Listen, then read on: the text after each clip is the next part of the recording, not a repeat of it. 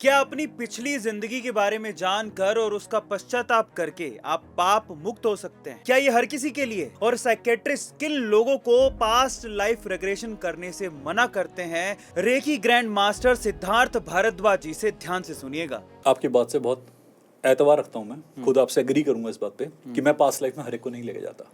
Client मेरे पास आते हैं, बहुत पैसे का प्रलोभन देते हैं कि इतने पैसे दे देंगे आप लेके चलो, मैं साफ साफ मना कर देता हूँ।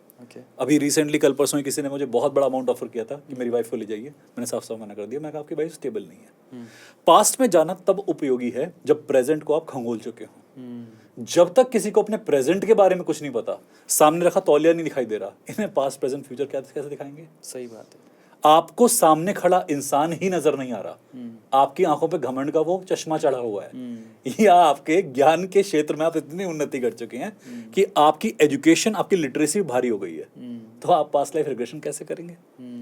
तो पहले आपको एजुकेट होना पड़ेगा, तब आप पास्ट क्या, फ्यूचर क्या, किसी भी काल में जा सकते हैं।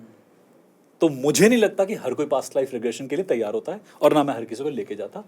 ये उसके लिए है जब इंसान शांत हो जाए। अगर मेरे पास थेरेपी के लिए कोई आता भी है तो 5 दिन का पहले डिटॉक्स करते हैं, विजुअल डिटॉक्स। ना यूट्यूब चलेगी, ना कोई न्यूज चैनल चलेगा, ना मोबाइल देखेंगे। 5 दिन तक अपनी आंखों को आराम देंगे, फालतू लोगों से नहीं मिलेंगे, कोई न्यूज़पेपर नहीं पढ़ेंगे, फालतू ज्ञानेंद्रियों को कष्ट नहीं देंगे, आराम से अपनी मस्ती करेंगे, भगवान का ध्यान करेंगे।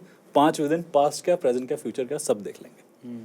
पर ये जरूरी तब है जब प्रेजेंट के अंदर कुछ ऐसा हो जो अनउत्तरित हो, अनआंसर्ड हो, तब हम पास की तरफ चलते हैं। नहीं तो दिमाग हमारे पास को लॉक ही क्यों करता, अगर वो इतना रेलेवेंट होता। मुझे बिल्कुल आपकी बात से एग्री है इस बात के लिए, और मैं 100% एग्रीमेंट देता हूं कि जब आप कुछ ऐसा देख लेते हैं पास्ट में जो कि सेटिस्फैक्टरी नहीं होता, कैटास्ट्रॉफिक होता है, और जब आप प्रेजेंट में आते हैं तो फिर आपको रिजॉल्व करना भी पड़ता है। कई बार क्लाइंट, मान लीजिए मैं केस लेता हूं, अपनी माता को देखा पास्ट में अपनी प्रेयसी के तौर पे, और उससे आप संबंध हो चुके हैं। अब आप कैसे भुलाएंगे उस मेमोरी को? अपनी माता को माता कैसे मांगेंगे वापस आते हुए? अब तो आपने संबंध की गरिमा भंग कर दी ना। तो इस गरिमा को बनाना बड़ा मुश्किल होता है। तो मैं इसलिए मानता ही नहीं कि हर व्यक्ति पास में जाए। कई बार हम मना कर देते हैं और लोग बहुत बुरा मानते हैं कि सर आप इतने अहंकारी हैं कि हमें लेके नहीं जाते। मैं कहा भाई मैं अहंकारी नहीं हूँ, मेरी औकात नहीं है, किसी और के पास चले वो ले जाएगा।